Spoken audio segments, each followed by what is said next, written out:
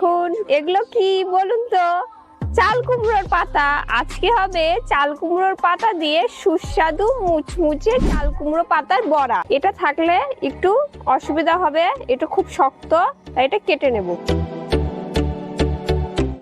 একটা একটা করে পাতাগুলো ভালো করে জল দিয়ে ধুয়ে পরিষ্কার করে নেব। ডালটা আমি 1 ঘন্টা আগে ভিজিয়ে রেখেছিলাম, এখন ফুলে গেছে। এখন এটা আমি পাটায় ফিনিশিং করে বেটে নেব। আদা আর লঙ্কা এখন বেটে নেব, পেঁয়াজ ছাড়া। আজকে শনিবার, আমরা পেঁয়াজ দেব না, আপনারা পেঁয়াজ দিয়েও করে নিতে পারেন। ডাল বাটা, আদা লঙ্কা বাটা, লবণ, হলুদ, জিরা গুঁড়ো, লঙ্কা গুঁড়ো, কালো জিরা দিয়ে সবকিছু দিয়ে ভালো করে মিশিয়ে নিয়ে কুমড়োর পাতা উল্টো দিকে মিশিয়ে রাখা বাটারটা ভালো করে পাতার গায়ে লাগিয়ে এই রকম ভাবে ভাজ করে নিব।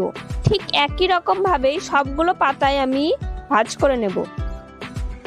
এখন বেসন দিয়ে আরো একটা ব্যাটার বানিয়ে নেব।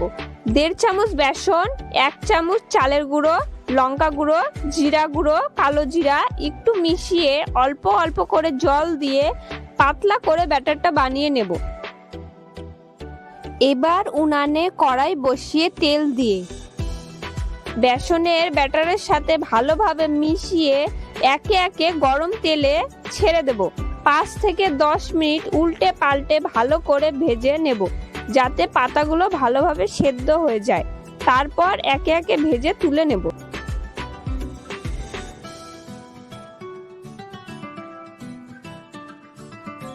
এবার পরিবেশন করব গরম ভাত, ডাল, কুমড়ো পাতার বড়া, লঙ্কা, লেবু। আর ভিডিওটি যদি ভালো লাগে লাইক, কমেন্ট, সাবস্ক্রাইব করে পাশে থাকবেন।